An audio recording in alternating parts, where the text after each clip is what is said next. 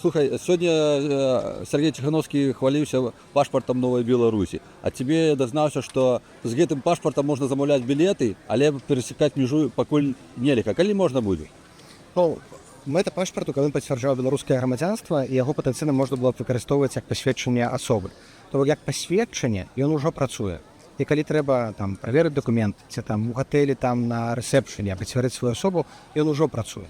Але зім нельга перасекаць мяжу, зім нельга там пайсці ў банк, нельга рабіць тыя дзеянні, якія патрабуюць афіцыйнага дакумента, выдадзенага дзяржавай.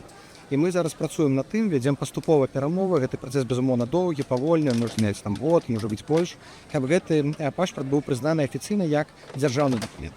І чым больш будзе дакументаў, пашпартоў выдадзена, тым хутчэй гэты працэс пойдзе. Таму што цяпер там пару соцень чалавек маюць гэтыя пашпарты, калі это будзе пару тысячу, тады гэта будзе прасцей патлумачыць замежным дзяржавам, замежным партнёрам, чаму гэты пашпарт, чаму гэты дакумент павінен быць прызнаны.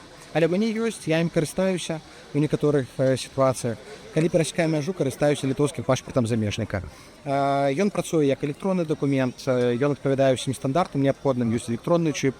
Мы гэта тэстуем таксама, но працуе, здаецца, спраўна. Так што записывайтесь на паспорты, так? Да, атрымліваеце пашпарты, нават калі ён выконвае такую сімвалічную ролю, ўсё роўна гэта дакумент эпохі. Ён паказвае тую рэальнасць, якой мы зараз, як беларусы апынуліся ў свеце, без сваёй дзяржавы, без сваёй тэрыторыі, але ў нас ёсць свой дакумент. Ён падкрэслівае нашу суб'ектнасць, як кажа Габрыэль Ландсбергіс, маральны суверэнітэт беларусаў, што мы не рэжым, мы не Расія, мы не падтрымліваем расійскую агрэсію, а мы беларусы хочам вярнуцца дадому. Але ёсць страх, што асабістыя даныя попадуць туды, куды не трэба попадаць.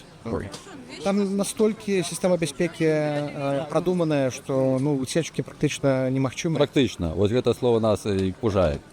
Ясна, але калі б рэжым мог нейкім чынам, ён бы гэта ўжо зрабіў. Ужо працягвае паўгоду гэтая сістэма там тэстуецца, пройдзены аўдыт праверкі GDPR па ахове асабістых дадзеных. Таму ў пляне бяспекі тут я менш хвалююся. Больш хвалююсь пра тое, каб пашпарт быў практычную сілу і дапамог вырашаць практычныя праблемы беларусаў. Дзякую.